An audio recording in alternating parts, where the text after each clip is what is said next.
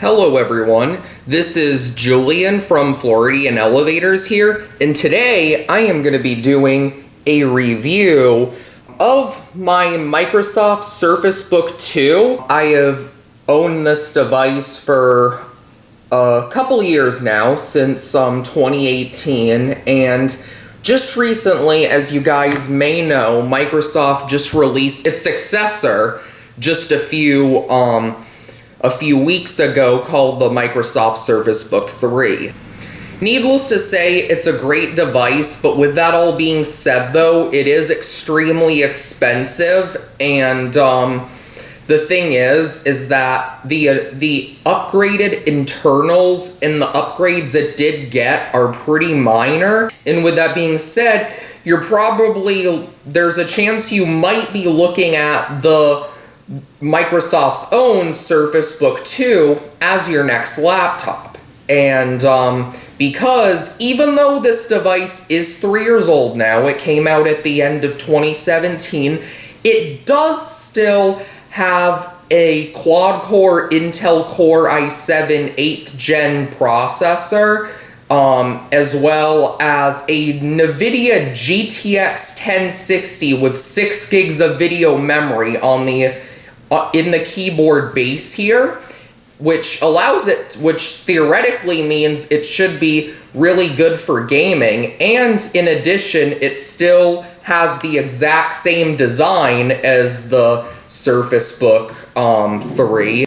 And not only that, but it also has the same exact Surface Pen available for it, and it still offers a lot of features, and like I said, the design physically is pretty much the same. The only real updates the Surface Book 3 got are the internals, and the internals for some, including quite possibly you guys, the updates done to them might not quite be enough to make people who own this device want to upgrade, or people want to spend more money on the Surface Book 3. So what we're going to do in this video, we're going to do a review of it. We're going to test different features it has, as well as its capabilities. And in addition to that, as in case you didn't know, Microsoft kind of advertises this as kind of the do-everything device that does it all, and their goal is to make it your only PC. The overall claim that they have is that it's a powerful laptop, a tablet, a portable studio, which I'm guessing in their terms they're saying a portable Surface Studio, because it's supposed to be a good drawing device, and when it's in its studio mode, which I will show later on, it kind of does look a bit like a Surface Studio. And it also is said to have the power of a desktop, and it's also, like I just said, it's also not just a laptop, but it's a tablet, and as you're going to see right here, voila, look at that. Yup, I said it. It's a tablet too. So with that all being said, we're going to test put the device to the test, and show off some different features of it, and at the end I will answer the question as to whether it's still good in 2020, and answer the question that Microsoft will automatically say is a yes, but I'll confirm if this is really the case. If this could be your only PC, so can this be your only PC, and is it still worth it in 2020? Well, that's what we're here to find out.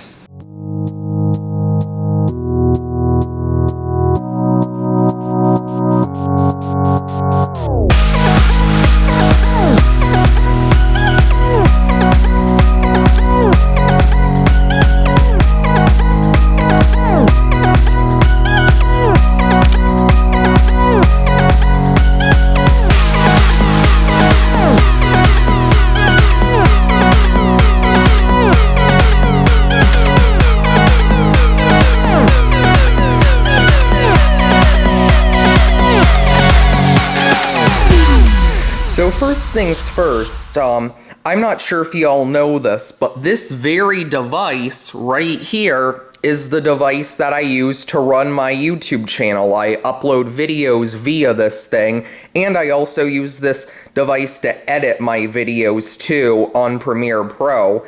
And so now you're actually getting to see a review of the device where the magic all happens. So anyways, first things first, we're gonna look at do a little look around of the device and look at the different built-in connections and stuff it has. So right here is the keyboard base, and this houses the external discrete graphics card, the NVIDIA GTX 1060. And it also is home to 80% of this device's battery, and obviously, as you can see, it's the keyboard.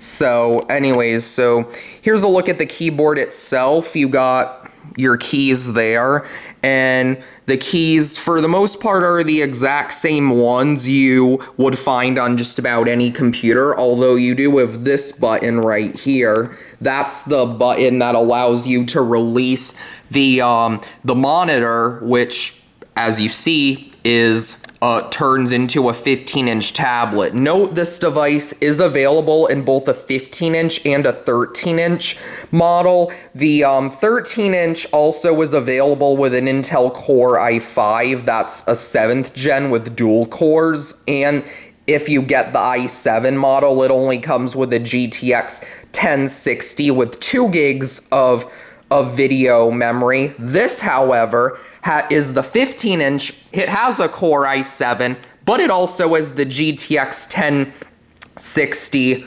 right in here with the 6 gigs of video memory. So your video memory is housed right here, and so is your graphics card, as well as the majority of your battery. Right here is the trackpad, which is a bit small, I will say. It's a bit small given how much room you have right there, but it's not bad. It gets the job done. And so, anyways, here is the hinge that holds the display up. It's very unique, as you will see. It's definitely very unique the way it opens up. You know, this is one thing I see a lot of people nitpick about with the device. It does cause the screen to wobble a little bit, but overall, though, it's a pretty good hinge in terms of supporting the screen, and I like how they actually designed the hinge to be like an actual, to make it so this device looks like an actual laptop versus a tablet with a keyboard connected to it. And as you can see, when you look at the back, this part of the keyboard, these are the vents that enter the GPU area. And when the GPU is in use and the fans for it are running, there will be air that blows out over there. And these are the right here are the holders that go into the locks that are in the tablet portion. It uses an electronic locking mechanism to keep the keyboard and the device itself attached together. Right there is the power connection, as well as the connection between the device and the keyboard that allows the keyboard to work, as well as the external GPU to work. And if we look to the side, you got 2 USB-A ports, as well as a full-size SD card slot. Now keep in mind, this device, unlike other Surface products like the Go and the Pro line, it does not have a micro SD slot, which does kind of suck. Now, thankfully, there are you can get a micro SD adapter, and there is a cover for this slot but this isn't designed as expandable storage. It's really designed for like transferring files and things like that. So it's just something to keep in mind, but it's nice they have that for sure. But yeah, you got your two USB-A ports, which allow you to connect external hard drives and all sorts of things. And of course, you got your full-size SD card slot. Now, if we look at the other side of the keyboard, see, there's right there, you have a Thunderbolt 3 port. It's a USB-C port. Unfortunately, yes, it's a USB-C port, and you can charge the device from the USB-C port if you want to, but no, despite my mistake in what I said, it is not Thunderbolt 3 capable, which is pretty unfortunate because as the graphics card does get old and become obsolete, it would be nice if you were able to connect it to an external GPU. Microsoft says they don't allow Thunderbolt 3 support for security reasons, apparently, but it is something to keep in mind for sure if you like to modify your computer. Also keep in mind, nothing in this computer is modifiable or upgradable. This is a Microsoft Surface product after all. It's basically designed to rival the MacBook line in terms of design and quality, and so therefore they don't allow user upgradability. The focus here is security and design, and right there is the Surface Connect port, which allows you to hook up your proprietary Surface charger. And if you wanted to, you could also plug it in right at the bottom of the tablet portion where you would connect it, where it would normally be connected to the keyboard. And so if you wanted to literally just ditch the keyboard setup, you could just plug it into your tablet. But there are some cons to going all tablet with this thing that I will describe later on in the video. So you got the keyboard base here. Here's the underside of it. See, this is the bottom of it, as you can see right here. Microsoft, and let me just gently set it down. There we go. But yeah, you got your keyboard here, and right here is the actual device itself. Even though this is more like a full laptop versus a 2-in-1 in terms of its design, the majority of the internals, such as the CPU, the integrated graphics card by Intel, as well as the hard drive, basically most things that allow the computer to run are all in there because, you know, it's also a tablet. So anyways, this is the actual display portion. Like I said, this is a 2-in-1 detachable device, and even though unlike other Surface products where they're usually marketed as tablets first and laptops second, at least in terms of their design and how they want to use them, want you to use them. This, however, is marketed more so as a laptop first and a tablet for convenience, or a tablet second. And you'll definitely see what I mean as I get more into the review. But basically, this is my 15-inch screen here. It's a I have to set it down for a bit because it's a bit heavy with one hand, but it's a 15-inch Pixel Sense display, and it's a full 4K display. Now, with that all being said, it's unfortunately it's just an LCD. It's not an OLED, but we will talk more about the display later once I get it booted up. So right here are where these little holders on the keyboard go into. These are the locking areas. Right there, you can put your Surface Connect charger in, and it's also where the keyboard electronically attaches to the tablet here. And on the side, you really don't have a whole lot, just mostly vents for the fan, because this is, even though this is actually a pretty lightweight tablet, it does have a full CPU with a fan, a full laptop CPU with a fan. So yeah, I know I look like I'm struggling to hold it, but the thing is, it isn't that heavy. It's just the thing you have to keep in mind, it is a 15-inch display, so it's a bit awkward holding. And not only that, but it also is definitely not ideal for one hand as a result. So at the top you have your power button, you have an audio volume controls. This is your up, this is your down. You also have volume controls built into the keyboard portion there. No power button in the keyboard, but that's all right.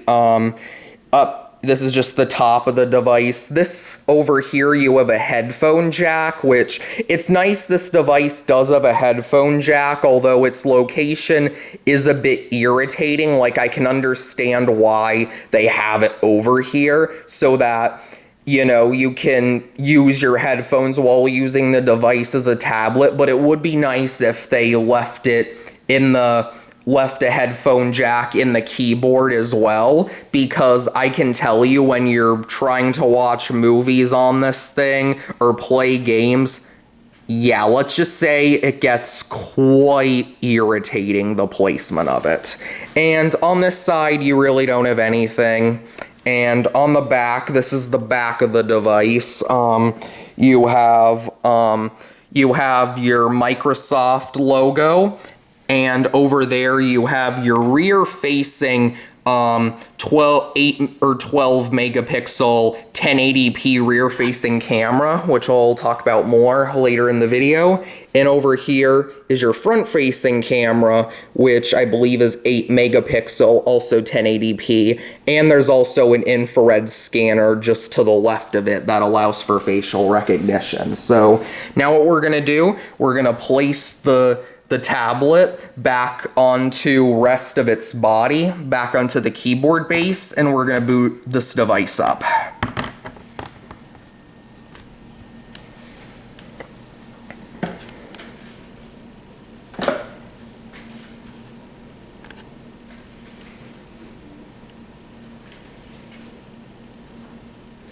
And there we go. It boots up pretty nice and quickly. As you can see, it's scanning for me, and voila, here we go. So as you can see, this is my home screen background, where all of my apps and games and stuff are, as well as all my programs. This is running Windows 10 Home, I believe, is the model it's running.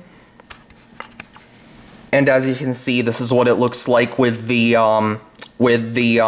start screen open. And as you can see, those are all, you got all of your basic Windows apps. You got your mail, you have all of your Microsoft Office apps. You also have the built-in Surface app, which I'll show here, but I'm not gonna do too much of an in-depth tour with the software, because you can literally get nearly identical looking software on gazillions of other devices, because this is running Windows 10, and while Windows 10 you can basically make any device run, it's not a modifiable interface, so it's not like I'm showing anything new. But you do have the Surface app here though, which does come standard on all Surfaces.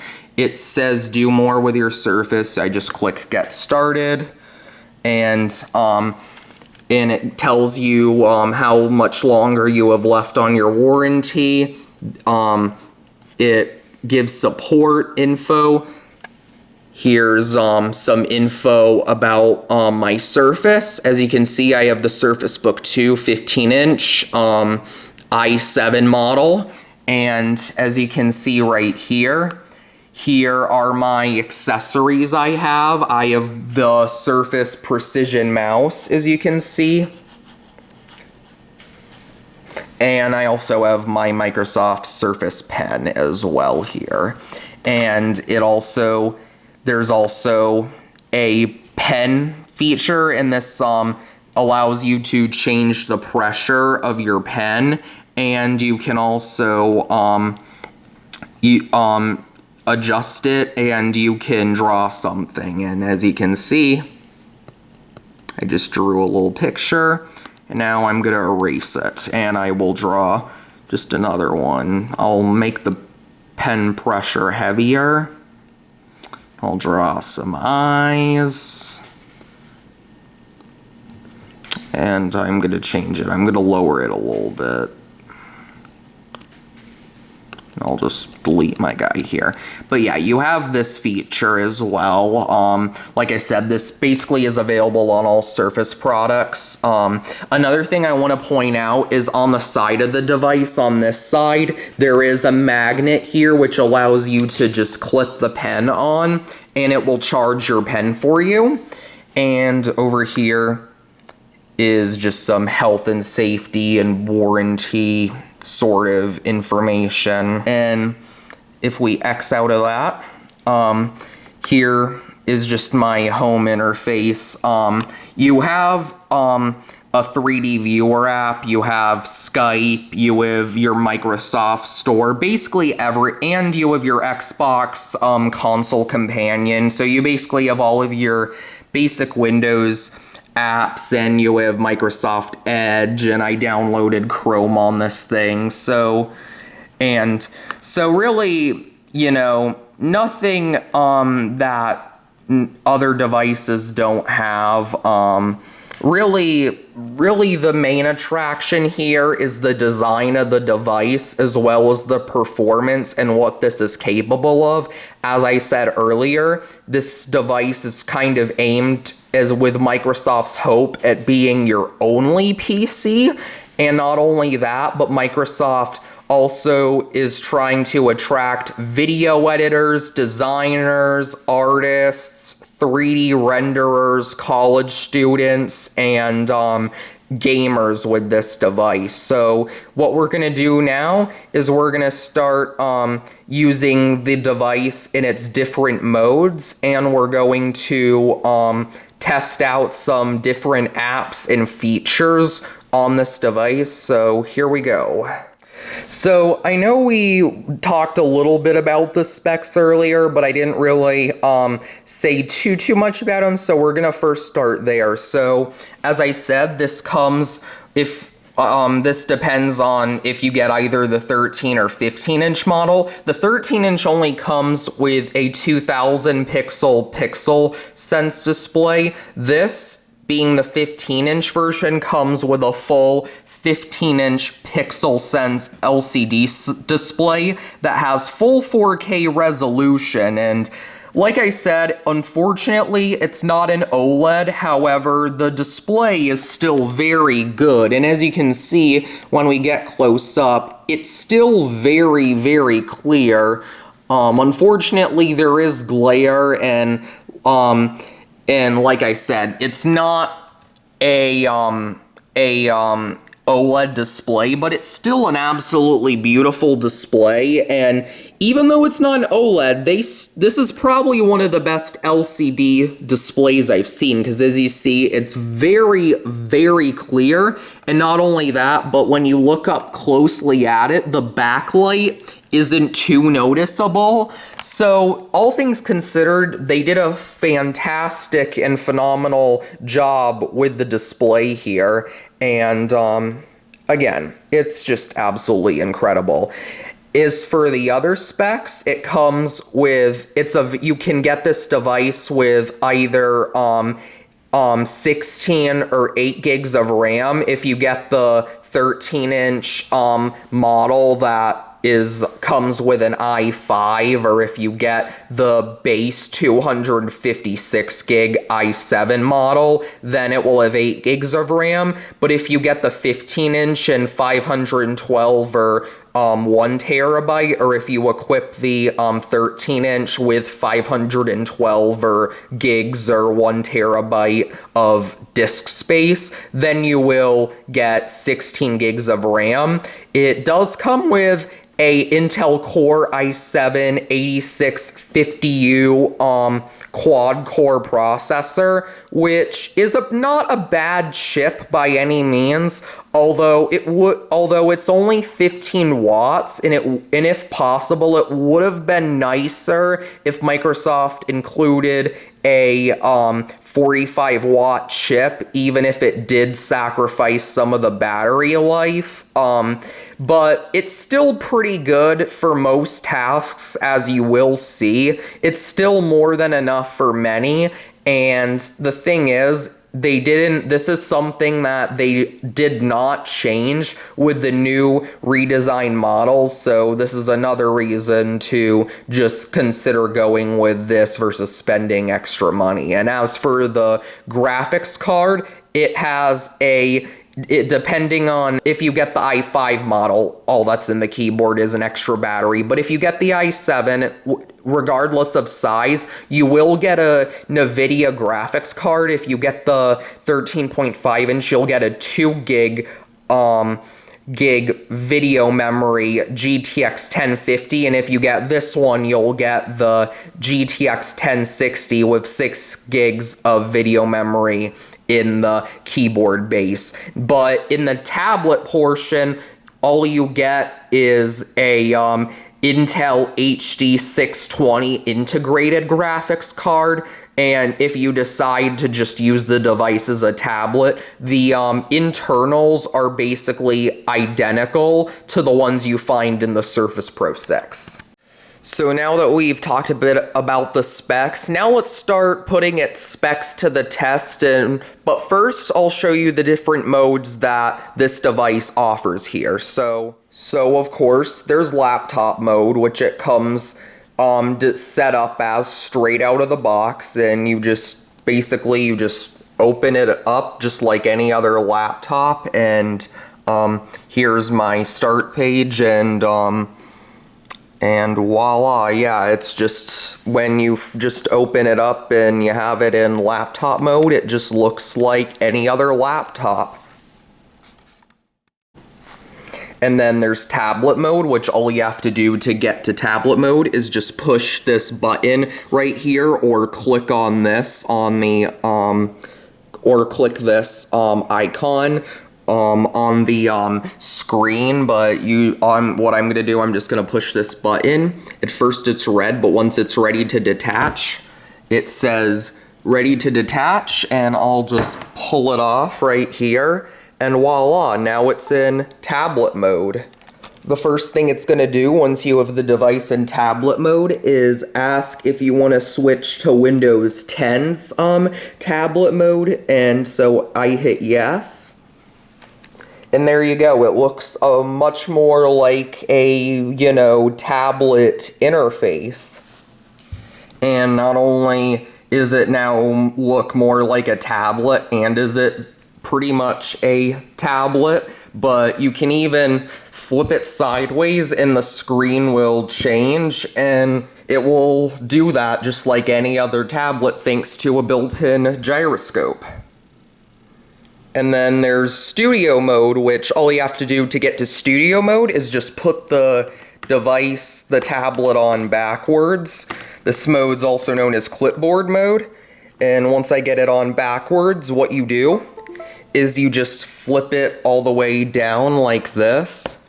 And then the idea is that you turn the device around, and once the screen flips over, you basically can use it as kind of like an angled surface to draw on, and it's kind of designed to simulate, well, drawing on like a canvas or a clipboard. See, look at that. That is cool. And then there's this mode, which all you have to do is just put the device, the tablet portion up, and what I'm gonna do, I'm gonna flip it around, and I just angle the display down a bit, and now the device is kind of looks almost like it's kind of like a tablet mode, but now I'm using it like on a kickstand. Now, I don't exactly remember what Microsoft called this mode of use, but basically it's almost like your Surface kickstand mode, but since this device doesn't have a kickstand on the tablet body, plus if you can just do this, why would you want it? Because, you know, since you have your integrated graphics, your dedicated graphics card in the base, you can just have it connected to the base and it will work like a kickstand. And Microsoft says this mode is ideal for those who want to watch like their favorite show or whatever, but don't want to be, you know, looking at the keyboard while doing so. So since one of the main groups of people Microsoft is trying to bring over to this device are artists and designers, we're going to use the Surface Pen and we're going to see how it works on the device. So here's the Surface Pen itself. There's different modes on it. This is Bluetooth connectable. However, you don't have to have it connected to Bluetooth to use it. But if you do connect it to Bluetooth, if you click the this top eraser button once, it will bring me into Microsoft Paint 3D. If I click it a couple times, it's going to open Microsoft Whiteboard. And I'm just going to accept the policies here.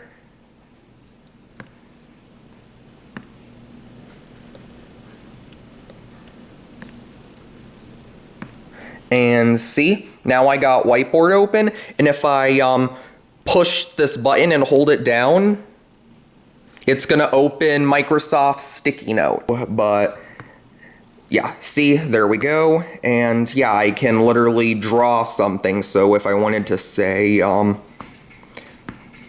buy groceries, or just whatever the heck I want to put on it, I can do that. And unlike other pens, the nice thing about it is this piece right here actually serves as an eraser. So what you can do is if you flip it upside down, you can just erase what you wrote and, you know, like an actual pen. And the nice thing is this thing does, as you see right here, it does have like, it kind of has like a spring. So writing on this thing, you know, it feels almost like a, you know, a pen on paper experience more so than a pen on glass experience. Now, of course, it's not perfect, but you know what? It is definitely a pretty nice feel when you're using it to draw on the device. So now what we're gonna do, we're gonna close these apps out. So here's your tablet home screen. So what I'm gonna do, I'm gonna go on Microsoft Edge, and what's cool is if I hold on to the search bar and do this, if I hold it down a little bit, it will allow you to draw whatever you want to look up. So I'm gonna just draw my YouTube channel. Yes, I'm left-handed for those about to ask. Of course, the accuracy isn't always right, but I can just fix it. And voila, here is some links to my YouTube channel. And yeah.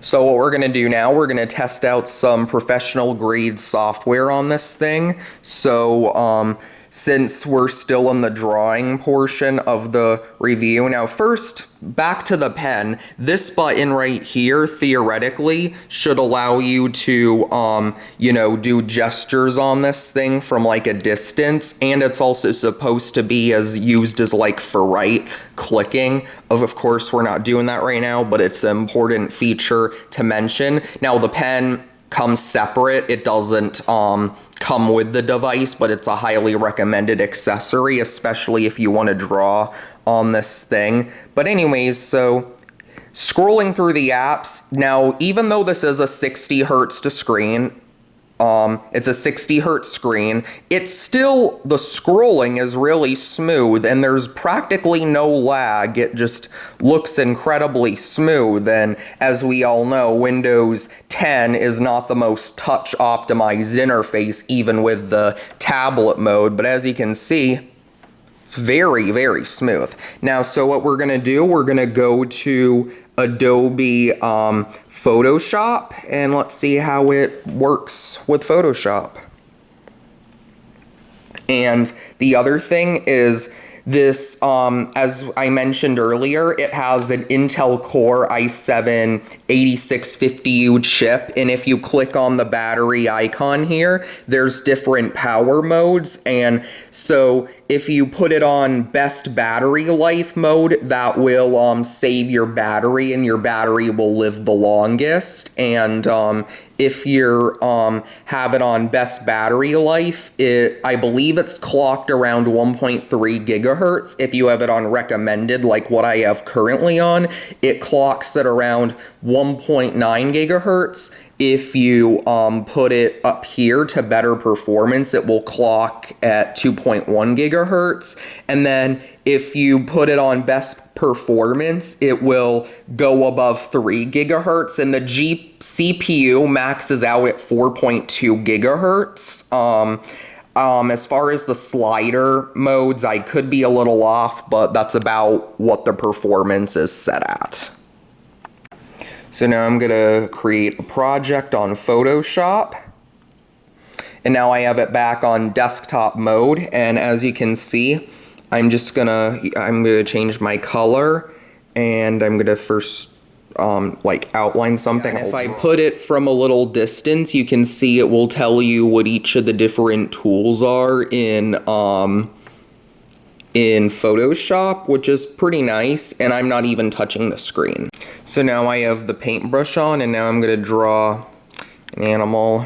Let me first erase, and as you can see, if you erase it, it erases like a normal eraser. It doesn't just disappear. Now I know you probably saw it just disappear by just tapping what I drew on sticky notes, but that's just sticky notes. But for apps like Adobe Photoshop, like what I have here, as well as Microsoft Paint 3D, it will work just like eraser on a piece of paper. So I'm going to draw a little doggy. So here's the body. I'm gonna give it some feet. I know I'm not the best drawer, just bear with me here. And even though this is only a 60 hertz screen, and even though it's running Windows 10, which is again said to not be a very touch-friendly interface, the responsiveness of the pen is really good. And keep in mind, this isn't one of Microsoft's apps. This is Adobe Photoshop we're talking about here. So, I mean, all things considered, the pen responsiveness is pretty good. Now, of course, it's not going to be as good as something running a mobile OS or something with a 120 hertz or 144 hertz display, but all things considered, I mean, just look, I mean, the pen responsiveness, I mean, it's pretty good, all things considered. Now, let me just erase that. Now, I'm just doing like simple sketches here. If you want me to do like a bigger project that requires a lot more time and effort, I will make a separate video.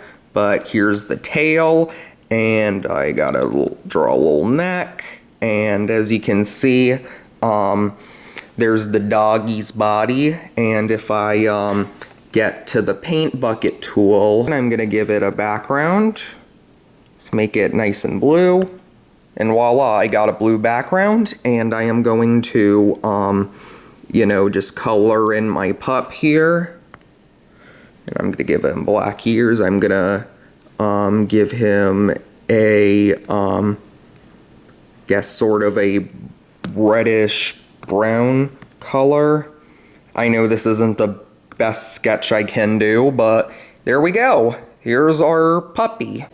So now I'm gonna exit out of Photoshop. I am going to change the name of the item to puppy. And there we have it. It's been saved. And there we go. So now what I'm gonna do, I'm gonna go to my start screen, which I'm already on, and go to Paint 3D, and I am going to switch it back to tablet mode, since this app is better optimized for tablet mode. And I am going to do something kind of similar. I have the marker on. I am going to first do like a black color, and anyways, I'm going to draw a head. I'm going to draw some ears. Again, very, very responsive. I know I say it a lot right now, but like a lot of people say Windows is crap when it comes to touch and pen responsiveness, but as you can see, it is excellent. And so I'm going to draw the face, some eyes,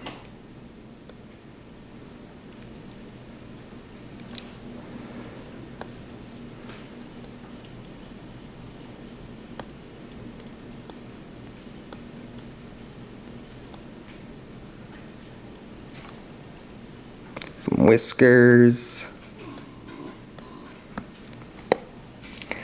and I'm going to draw the top of the body.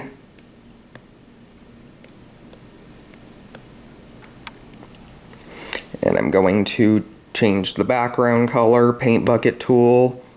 Whoops, got a little,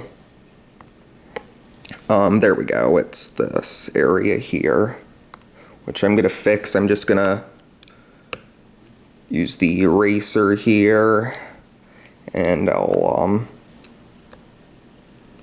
oops, there we go.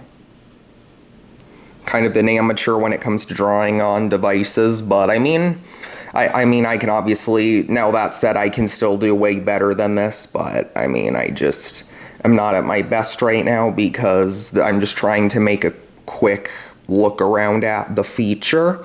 But anyways, I'm going to make the cat's head kind of like an orangey color, and give it some ears.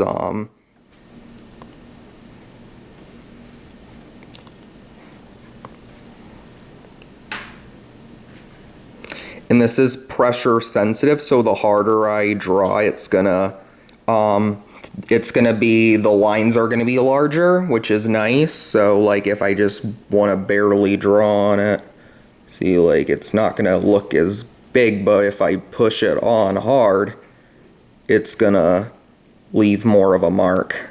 So I'm just gonna leave this outside part white. Give the cat some brown eyes, and I'll make this part black.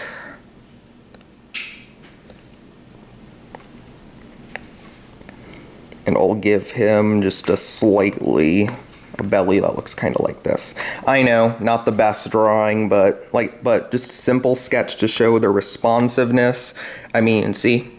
Pretty good. And if I just want to delete it, I can just put my eraser backwards and go, and it will erase it. And if I just lightly put it on, it won't. Now it's switched it to red, but see, I can just erase it and kind of scrabble on it. And as you can see, it's really doing an excellent job with doing it. It's actually pretty good. It erases just like a regular eraser would. So now that we've shown some drawing features, I'm gonna first undo some of this because, you know, it looks like a mess. Well, it's simple, so I'm just gonna just go back and go here, and I'm gonna exit out saying I want to save it, and I will name it cat.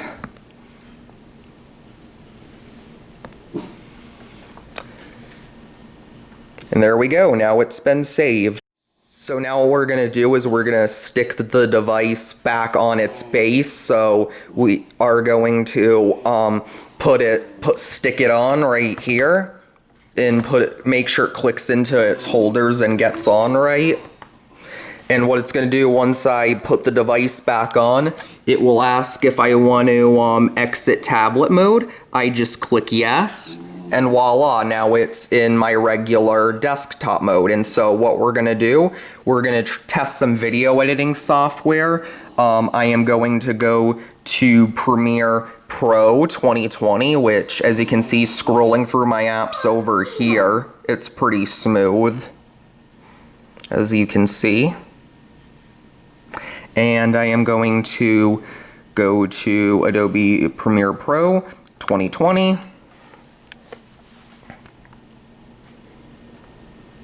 And let's just see how long it takes to load. I have the slider on best performance.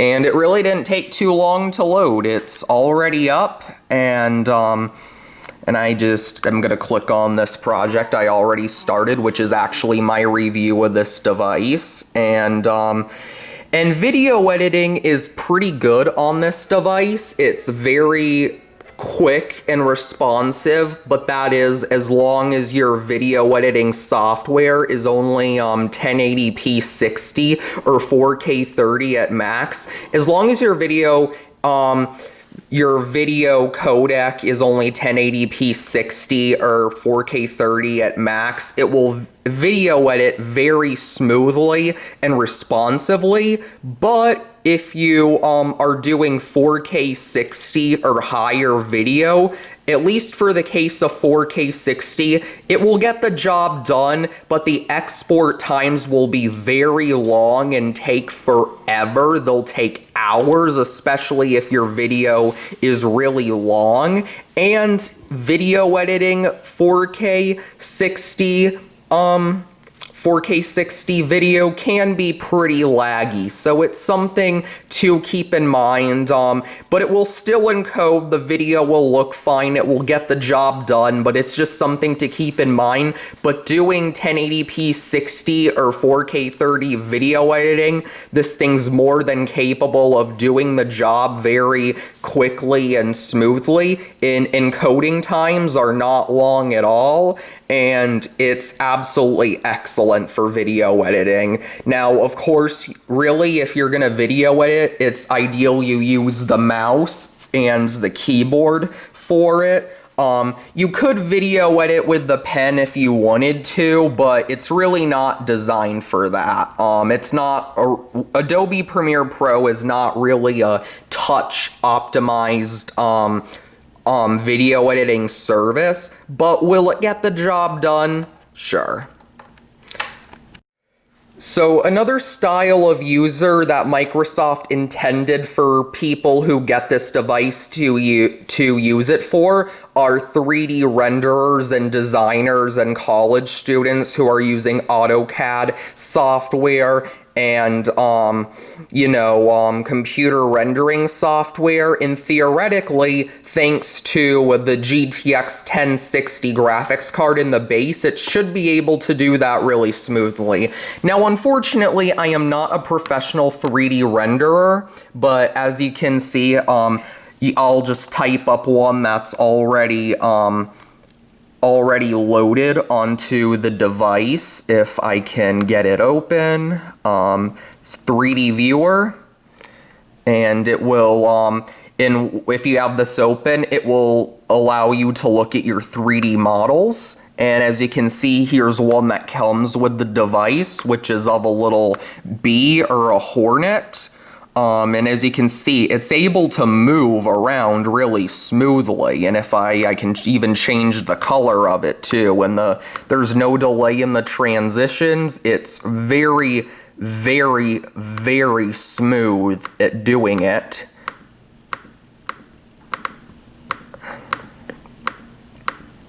And yeah, and I can even edit it a little bit if I wanted to, but I'm gonna keep it as is. And I can also rotate my light as well. And as you can see, it changes colors. And like I said, no lag whatsoever. It's really smooth. And here's the I'm gonna do it with the precision mouse that I have as an accessory. And I'm looking at the other underside of my bee or my wasp, and again, no lag. It's looks excellent. The graphics look really, really good. And even though it's kind of creepy, it looks kind of cute, but it looks pretty good. The graphics are smooth, and I'm not noticing much pixelation, so I'd assume this rendering is done. Maybe not exactly at full 4K resolution that the screen offers, but not far behind though. Now, this device is also Windows Mixed Reality capable, but in order to use Windows Mixed Reality, you would have to have like a dongle and an actual USB dongle and adapter for your headset, and even with the device plugged in, there's an issue where the battery will drain that I'll talk a bit more about as we get to the battery life discussion. But as you can see, now that I'm showing the bee again, I can also use my finger to move them around, and I can also use my pen to move them around too. And I can push this button, and I can move them around by pushing this button on the pen, and there he is moving around on the screen. And as you can see, it did so without any issues. So yeah, pretty cool. But even though I'm not a 3D renderer, what I am, however, is a gamer. And thanks to the NVIDIA GTX 1060 graphics card in the base, it should theoretically be really good for gaming. So what we're gonna do, we're going to test out some high-end demanding AAA games on this device, and let's see how they all perform at maxed out settings. And so with that said, here are some video clips of me gaming on the device.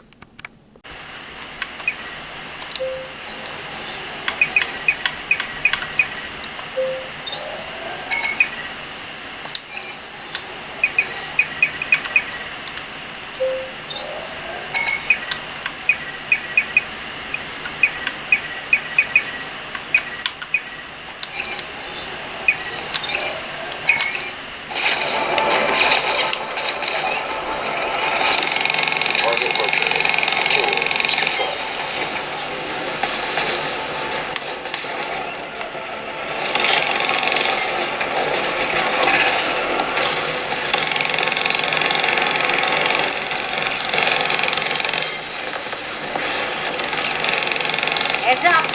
Killer machines inbound.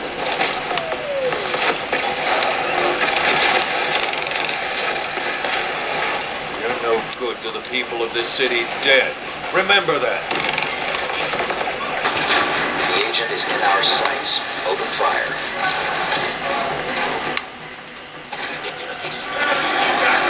We've got industry ground crew moving in.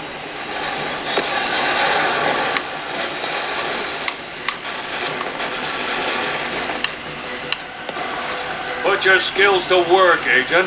Bring the boom. Show Neiman what the agency can do.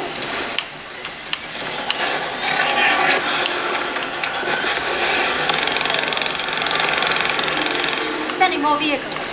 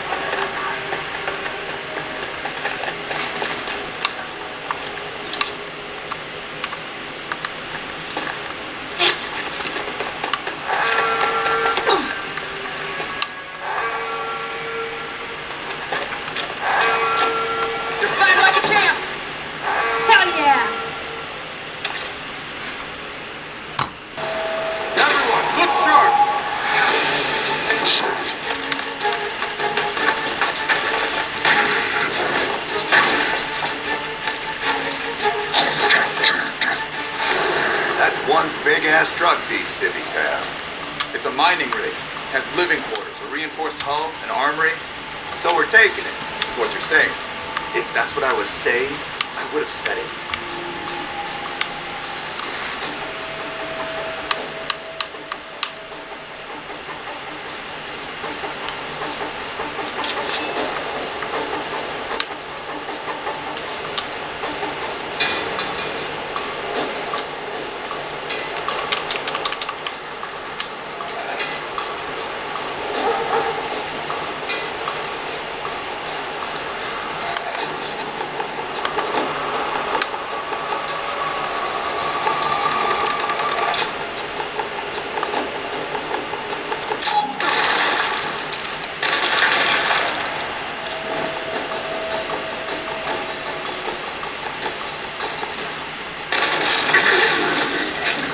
Out of commission.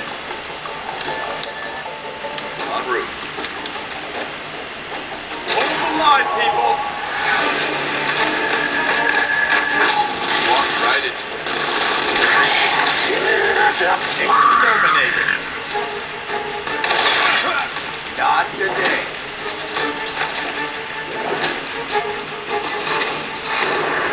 Time to get cracking.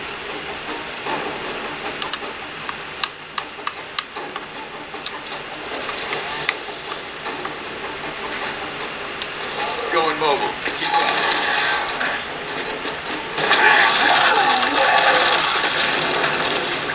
Reporting. It's in your tiny metal hands.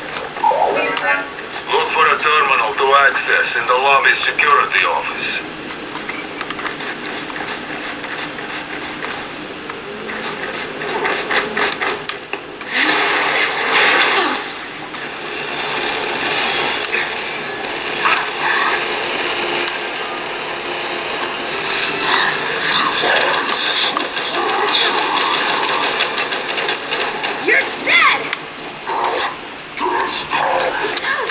Okay, swarm assholes have been wiped clean.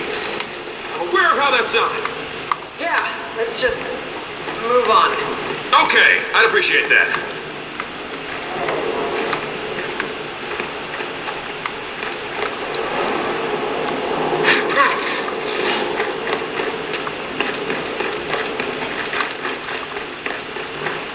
On me, up here.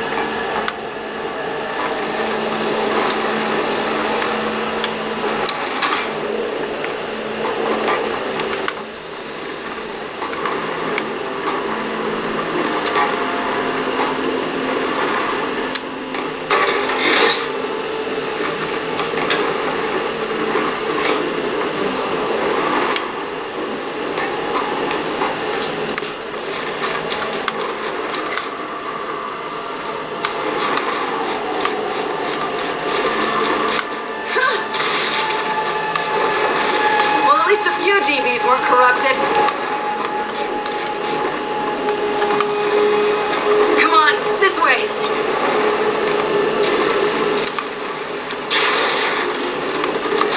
Look out!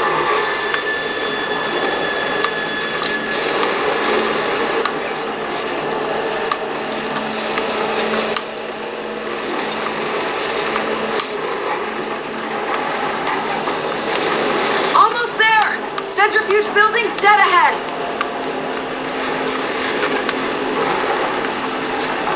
Hang on, we got a straggler. Not for long!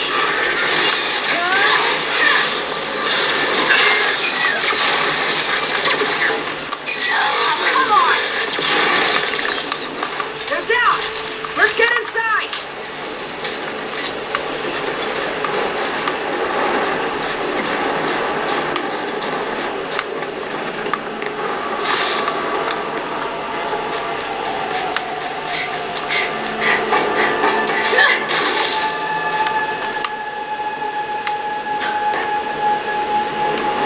Help me get this open.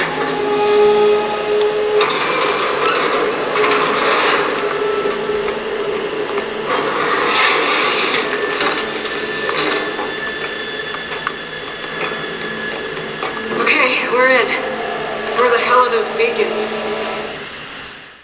And a nice feature that a lot of other gaming laptops that are actually marketed as gaming laptops do not have that this device has, which it's really nice to have, is it has an Xbox wireless controller radio. So what I can do is, after hooking the my Xbox controller up with a USB port, either there or there, and it will pair with my controller. And what I can do, even though this is an older Xbox One controller and not a Bluetooth Xbox controller, since this thing is a built-in Xbox radio, I can just hold my home screen, my Xbox home button, and as you can see, I can move around my computer with it, and it's pretty neat, right? And not only is it excellent for gaming, but if I want to, I can go to my Xbox Console Companion app and actually stream my Xbox's screen onto this laptop. And this actually works on just about all Windows laptops. Now that what I can do is, now that I have my Xbox screen on my device, I can just move around and I can basically use my laptop screen as a monitor for my Xbox, so that if someone else wants to use my TV as you know, to watch a game or something, I can just basically stream my Xbox onto my device. So I am going to open up a game and I'll show you how it performs. So as you can see, now we have Battlefield 5 running on the Surface Book. Well, not actually on the Surface Book. This is through my Xbox, but we're using the game streaming feature. And as you can see, it works pretty well. Now, obviously, the video quality and graphics are not nearly as clear as if you were actually gaming on the device itself using the device's internals, but for a streaming service, I mean, it is extremely smooth. I mean, there is a little delay here and there, and like I said, it's not as clear as if you were actually gaming on the device itself, but as you can see, it is actually pretty smooth, believe it or not. And it's nice that you can do this, because if you don't want to use your device's memory, and if you already have Xbox games and, you know, someone else is using your, you know, your Xbox, you can just use your device as a monitor, which is pretty cool. So as far as actually gaming on the device goes, and I'm talking actually gaming on the device using the built-in NVIDIA graphics card and the built-in internals, not mirroring your Xbox screen or any device screen, one thing that is going to be noticeable is if you're just using the device's speakers or if you have the audio muted, it is going to sound a bit like a jet taking off when the fans are on. There's actually two fans built into the PC. You have one right up here in the tablet portion that is for the Intel Core i7 8650U CPU, and then there's one built in the keyboard for the GTX 1060 graphics card. Now, the one in the i7 tablet portion is pretty quiet. It just makes a quiet whooshing sound, but when the GTX 1060's fan kicks in, it sounds like a jet taking off. Now, obviously, it's not as loud, but here's a little clip of the audio muted with just the fans going on in the background, and you'll see what I mean.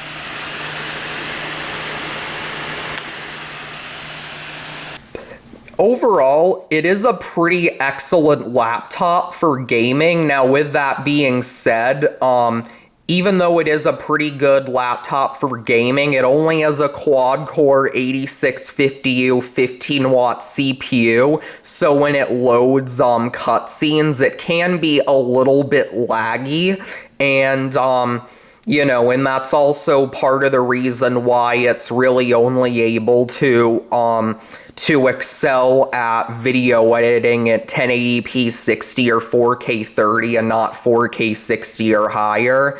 And but overall it still does gaming pretty well, and because it is a GTX series graphics card as opposed to an RTX or one with more video memory, you're only going to be playing games at 1080p 60 with maxed out settings. If you want to play games in native 4K resolution with smooth performance, you're gonna have to tweak the settings down to either high or medium. You're not going to be able to play them smoothly at ultra settings.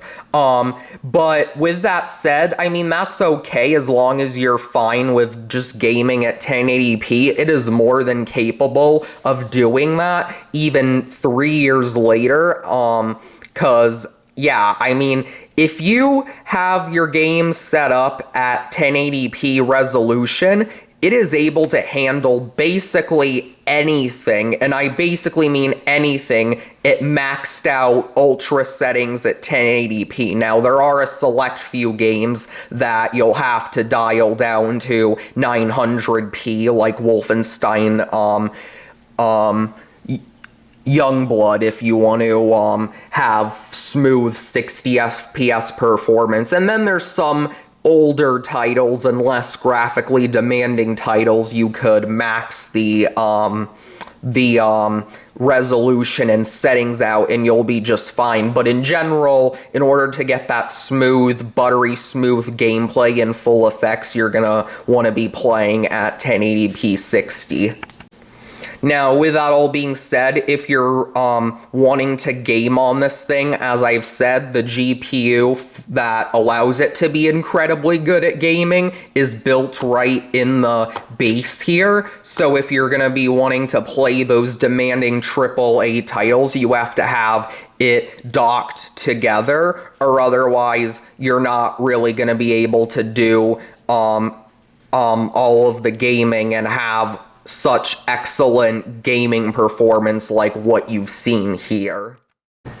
But even though you can't play your AAA high-end console or PC style sort of games in tablet mode, this device is more than capable with the integrated Intel graphics card. It's more than capable of running Android games via BlueStacks at 1080p at maxed out settings in tablet mode. Now with that said, they're not going to run perfectly because they're via BlueStacks and it's emulated, but overall they run pretty well. And the few select mobile tablet games on the Windows Store also run pretty well in tablet mode. Now, with that said, in tablet mode, if you did want to play your AAA high-end console games, you could probably significantly lower the settings, and then you could play like at 720p on low settings like you could on the Surface Pro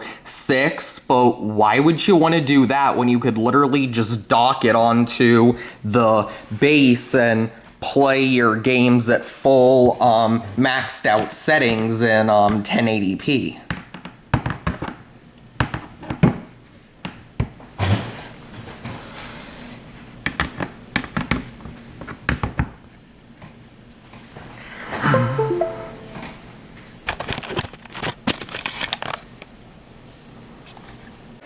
So now that we've talked about all of the advanced features this laptop is capable of and who Microsoft intends to target this device for, now we're going to talk about some of the more basic features. So this thing, unlike other laptops, as you can see, it is equipped with both this front webcam right here, as well as one in the back, which most laptops do not have one in the back. Now, with that said, I don't think anyone is going to be filming with or using a 15-inch device that costs over $2,000 to film with. But it could be nice in the case of lectures or classrooms to record your lessons, and the front webcam is actually pretty good considering this is a laptop webcam. Huge props go to Microsoft for actually putting in a good webcam where you can actually see my face looking relatively detailed and I'm not a pixelated mess. And I also want to give props to Microsoft for actually putting in a rear camera on this thing, because even though you're crazy if you're gonna film with a device that's as pricey as this one and this big and heavy, if you're a student and you want to take videos of like lectures and stuff, I mean, it's great to have, so props to you, Microsoft, for that.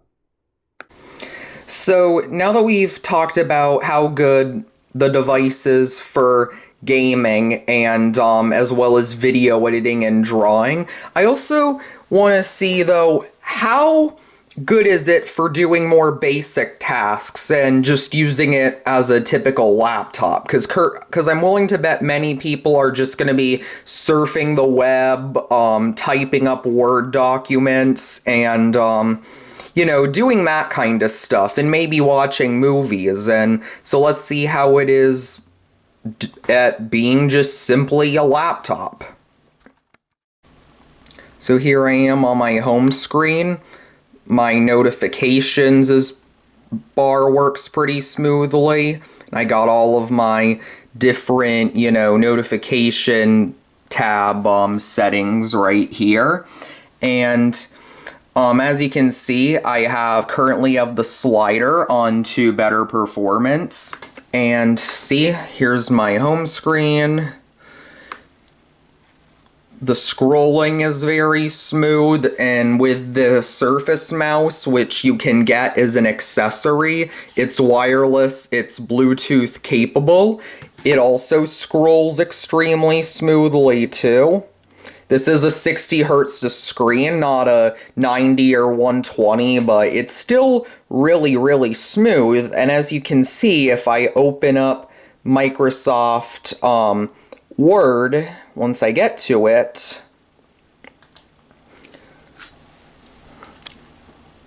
it opens up pretty quickly. I just am going to click on a blank document, and I'm just going to spam type.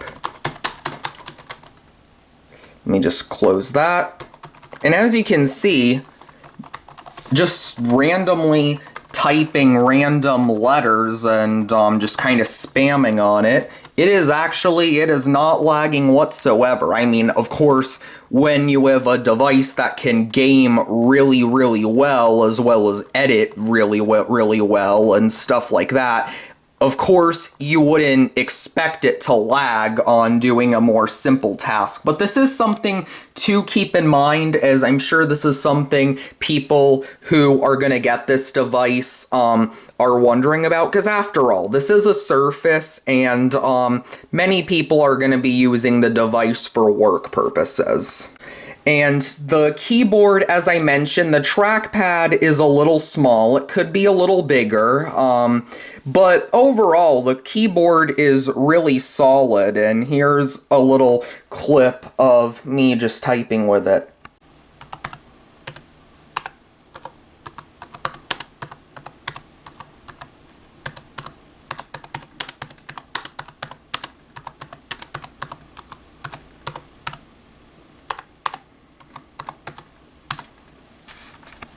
As you see, the keys look and feel really solid. Of course, this is a, it uses kind of an aluminum body. It feels very premium and looks premium, almost comparable to that of a MacBook Pro.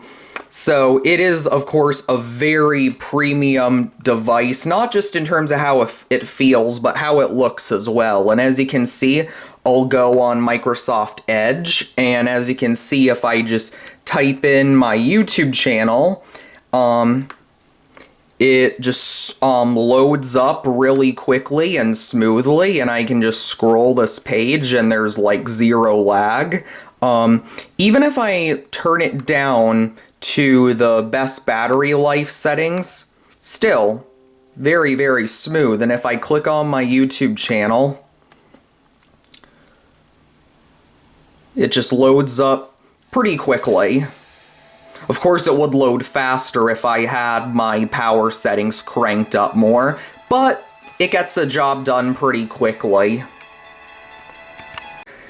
Pretty much the same is said for Google Chrome. Chrome works a little bit faster, but that said, it does use more RAM and more battery power, so Microsoft Edge is the recommended browser for this thing.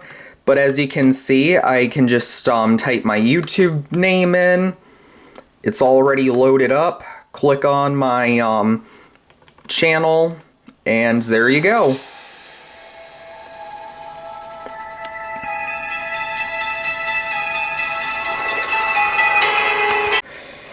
And I'm sure many people are going to be using this device to watch movies as well, especially when you have an absolutely beautiful 4K display like what this has. This is a full 4K display. But what is the audio like? Well, I have my speakers cranked up, so let's just listen for a little bit.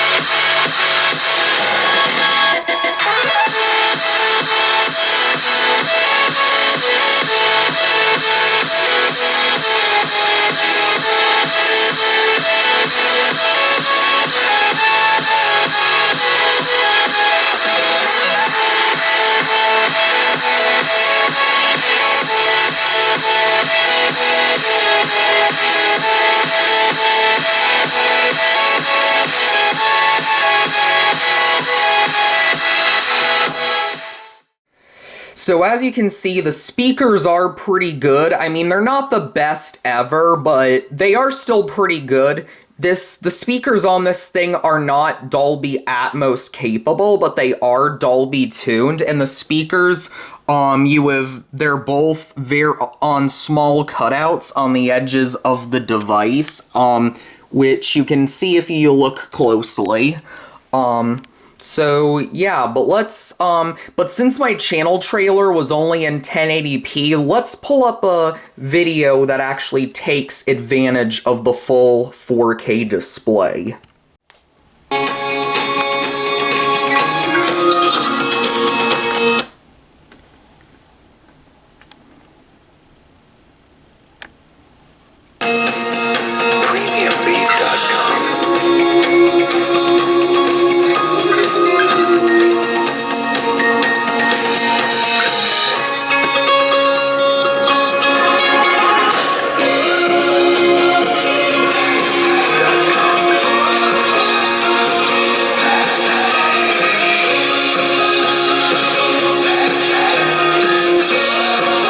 So as you can see, here's a 4K video on this device. Which, as you can see, if you look closely, the pixelation really isn't too noticeable. As I've said before, this is a regular LCD screen, not an OLED. But that said, I mean, for an LCD, I mean, this is by far probably one of, if not the best LCD displays I've ever seen. So, but yeah, it's excellent for watching movies. Of course, I'm just showing my YouTube videos just simply because I don't want to get a copyright claim. But yeah, it is excellent for that. It's running this full 4K 60 video pretty smoothly and with no problems at all. I'll just skip it.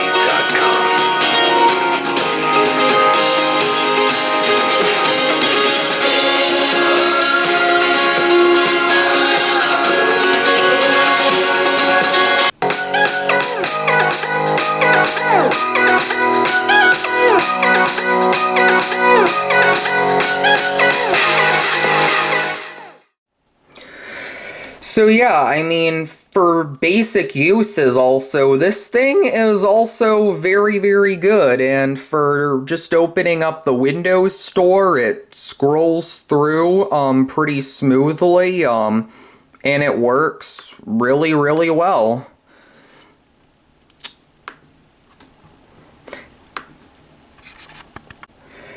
So now what we're going to do is we're just going to kind of do the same thing, but just use it as a tablet. Now, as you can see, this device does have 2 batteries, in case I didn't mention it earlier, and it displays both of them right here. Battery 1 is the tablet portion's battery, and battery 2 is the battery in the keyboard.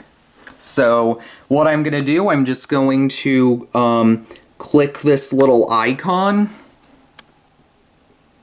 and I'm just going to take the screen off and just put it in tablet mode, and there you have it.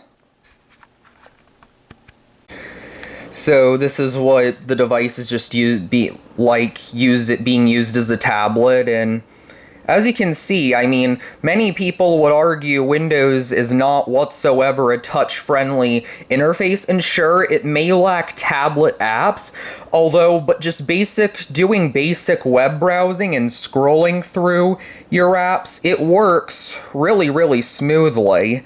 And as you can see, if I just click on the Windows Store, it opens up pretty quickly, and like I said, very, very smooth. And if I want to close that out, I just push that button there and close out, home. And yeah, it just works really just about as smooth as any other tablet. And for just using Microsoft Edge, I can just type my name in, on my channel, it uses, of course, a touchscreen keyboard since it's not connected to the keyboard currently. But as you can see, I mean, just typing on this thing, I mean, there is no lag or delay with the keys. It just works really, really well. And I can also use the pen, of course, if I wanted to. And I just need to hold it down for a bit. And as you can see, I'm just gonna write my name in. Again, very, very smooth pen input.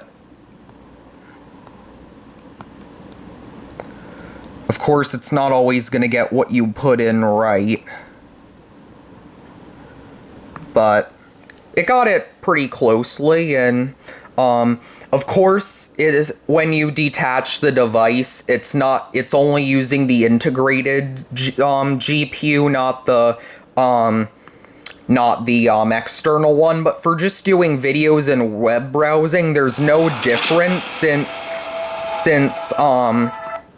because whenever the device is doing more basic functions, it already will use the integrated one. The NVIDIA one only is being used for Adobe and desktop apps as well as video games. But as you can see, again, it works really, really well.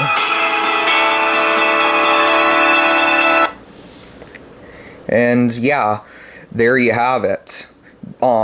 But yeah, I mean, it works pretty well as a tablet. I mean, it's, you know, it's, even though this is a 15-inch display and, you know, it isn't the lightest or the most compact, it still does a pretty good job in terms of, you know, getting the job done as a tablet for basic uses, as long as you're not wanting to use a lot of tablet apps. Although you could through BlueStacks, but because it's an emulator, they're not going to be as well optimized, so it may not work quite exactly the greatest. But overall, I mean, this is, you know, an excellent all-around device that is capable of doing so much. And yeah, it's great, and I've enjoyed it a lot. It's pretty good if you're looking for something that just kind of does it all.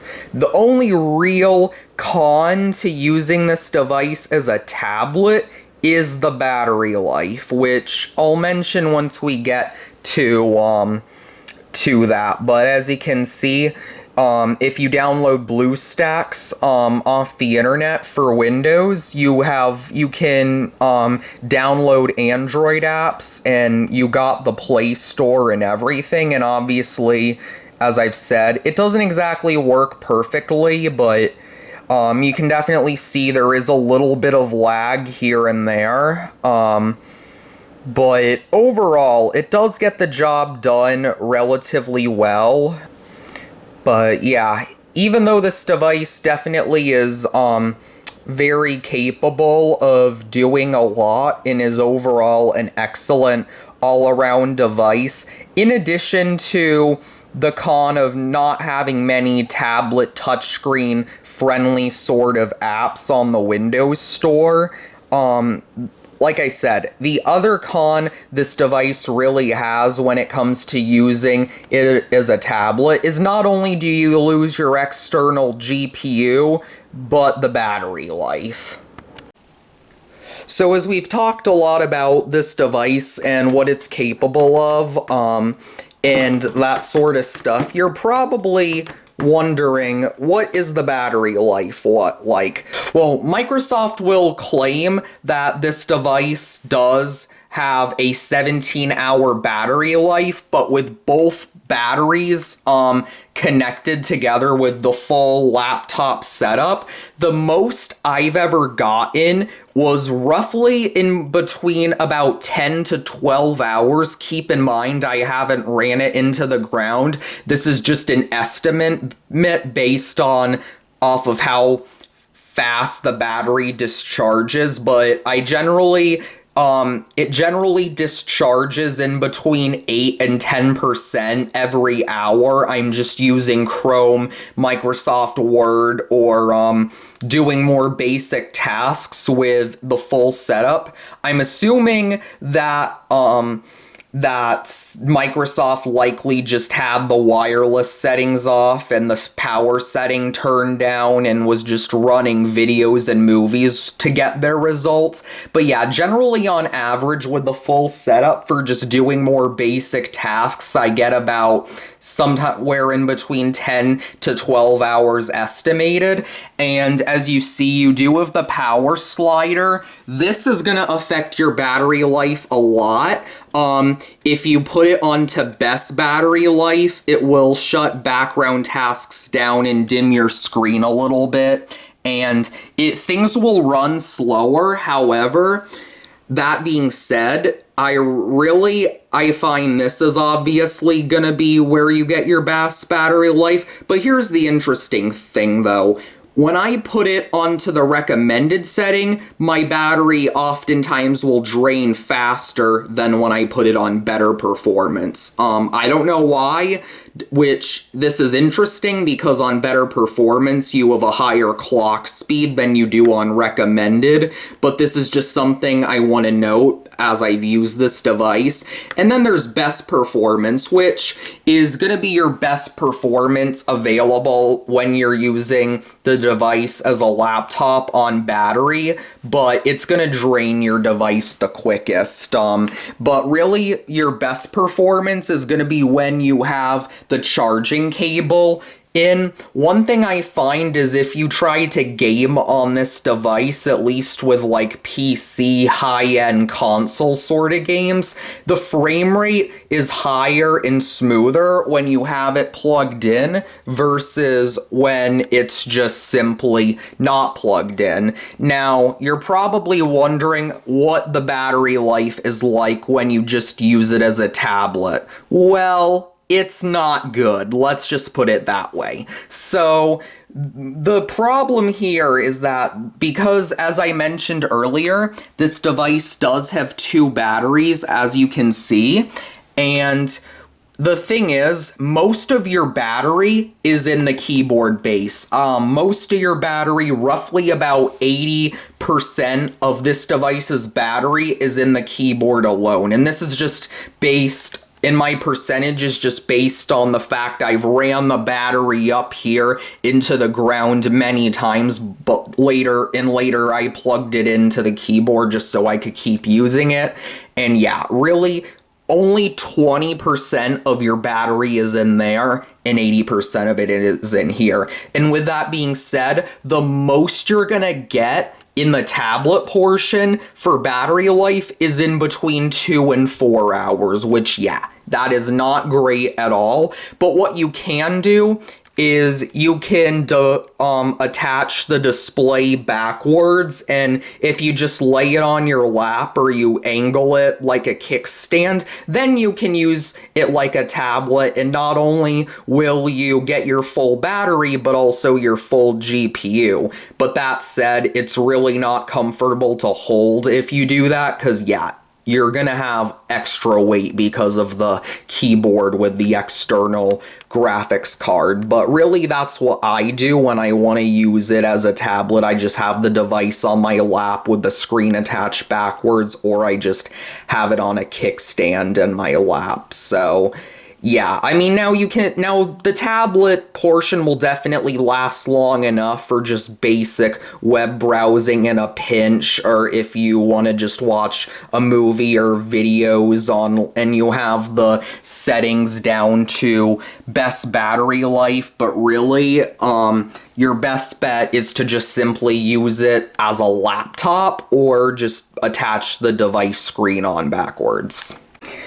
It is also worth noting that if you are video editing or doing more CPU or GPU intensive tasks on this device, if you're just like video editing, this device, the most you're gonna get out of it in the full setup is about 3 to 4 hours of battery life, and the most you're gonna get doing demanding high-end AAA games on battery is 1 to 2 hours. Now, this is generally the most you're gonna get doing these sort of things with most laptops, and now if you're just doing more basic like mobile games via BlueStacks or the few that the Windows Store does offer like Modern Combat 5, then it won't die quite as quickly.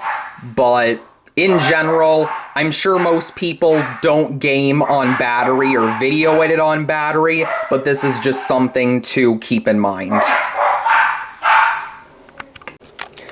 So now that we've talked about what Microsoft aims this device's target audience for, and now that we've talked about all the things that are unique that differentiate it from other Windows machines and devices, and have really just basically shown what this device has to offer in terms of performance and capability, now here's the answer to the question that I said that I was going to answer at the beginning of the video. Can this device be your only PC as Microsoft wants it to be?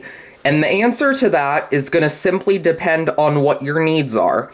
I have a Lenovo Idea Center desktop in my house that I've had for a few years now. And ever since I got this laptop at the end of 2018, I have only used that desktop 4 or 5 times ever since I got this device. And the only reason I used the desktop is because there was a video that got corrupted that for some reason wouldn't load properly on this device but would on there for some strange reason. But other than that, I've basically used this device as my only PC and for basically everything since I've got it. So, and really, if this is going to be your only PC, like I said, it's just going to simply depend on what your needs are. You can hook up to 2 4K 30Hz monitors to this thing if you want to use it more like a desktop. You also can get the optional Surface mouse, which works really well and is lightning fast, and they call it the Precision mouse. It's a really good mouse. Like I said, it works extremely well. And not only that, but overall, it does the job pretty well for average computing tasks. Now, for things like gaming and video editing, that's just going to simply depend on what you consider to be acceptable. If you want to play your games on max settings, as long as you're okay with only doing it at 1080p 60 FPS, this thing can handle basically anything at maxed out settings. And if you want to do video editing, it will do 4K 30 and 1080p 60 FPS video with ease and edit and encode it very quickly, efficiently, and without really any lag. The only issue that it has when video editing is if you want to do 4K 60 or 8K video. In that situation, I mean, yes, it can get the job done, but if you want it to do it quickly and efficiently and without any lag, your best bet is to just simply go ahead and get a desktop, or at the very least something with a NVIDIA RTX series, or just something with more than 6 gigs of video memory, like maybe the 1080 GTX or something along those lines. And for gaming, like I said, if you want to game at max settings, as long as you're fine in 1080p, it will do it without any problems. In 4K, it will game fine if it's an older title or if you lower the graphics settings, but you're not going to get smooth gameplay at max out settings in 4K. You would have to get something with more video memory and more processing power. Because the quad-core CPU in this thing, while it definitely gets the job done for basically 1080p anything, for like 8K and 4K 60 content, it really is gonna struggle. Now that said, you can watch 4K 60 videos and movies on this thing without problems. It's just editing as well as gaming in that it struggles with in that setting. And as far as drawing goes, it's pretty comfortable. Now, of course, if you want to get something that's bigger and easier to draw on for people that want the bigger display, you can get the Surface Studio, but that's even more expensive than this device. And but overall, the drawing experience is pretty good, despite what some say about Windows not being a touch-friendly interface. So yeah, and as far as 3D rendering and design, I haven't tried doing that, but I've heard most people have had positive experiences doing so.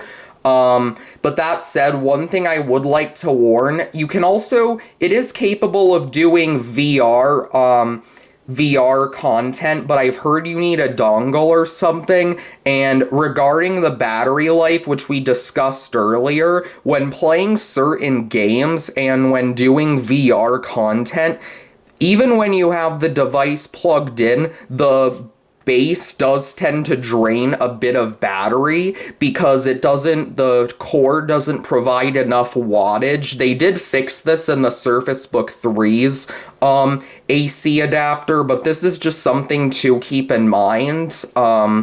But overall, I would say that just simply depending on your needs, as long as you're fine with editing and gaming at 1080p 60, this thing is more than enough to be your only PC. But if you want to be editing and playing 4K or 8K content, you're going to want to look elsewhere.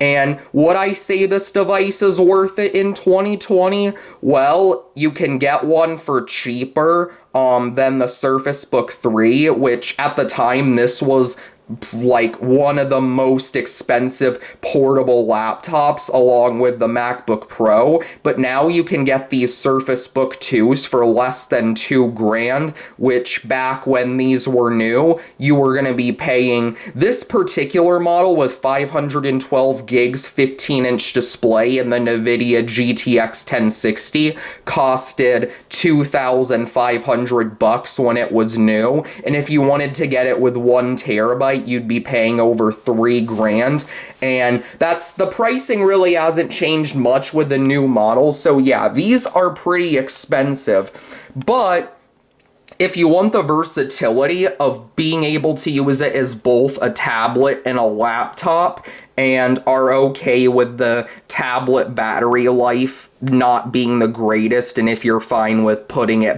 on the screen on backwards to use it as a tablet, and really, as long as you're fine with doing most things at 1080p, this is an absolutely excellent device that truly can do basically everything you want it to do. And yeah, I've really enjoyed using it. My experience with it has been pretty positive.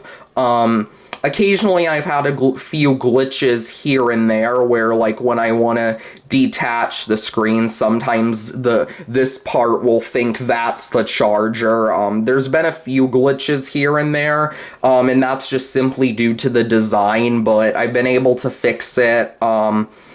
And yeah, it really doesn't have too many problems. It's a very smooth, fast, and very premium device. Definitely worth what the price, as expensive as it is, in terms of what it can do. It's a really impressive machine. And yeah, I think it's definitely worth it this year, because even though it's 3 years old now, the latest Surface Book 3 really isn't too much of an upgrade for most people. So if you want to save some money, you can definitely look at getting this device. And like I said, absolutely amazing device in my opinion for what I do. It's worth every penny and is probably the best device I've ever had. So with that being said, I hope you enjoyed the video. Thanks for watching. Please subscribe. And with that all being said, that is gonna be it.